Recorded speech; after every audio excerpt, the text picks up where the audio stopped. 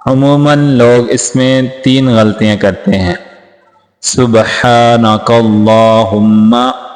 अल्लाहुम्मा इसको एक तो मोटा करके पढ़ना है और दूसरा इसको खींच के पढ़ना है। अक्सर लोग इसको मोटा नहीं करते और खींच के भी नहीं पढ़ते। सुबहानकल्लाहुम्मा, कल्लाहुम्मा पढ़ेंगे तो ये दुरुस्त नहीं है। सुबहानकल्लाहुम्मा व बिहम्दिका व बिहम्दिका व तबारकस्मुका, व तबारा नहीं पढ़ना इसको।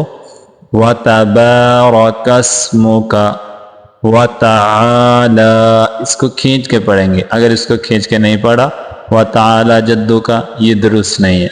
व तआला जद्दुका व ला इलाहा गैरुक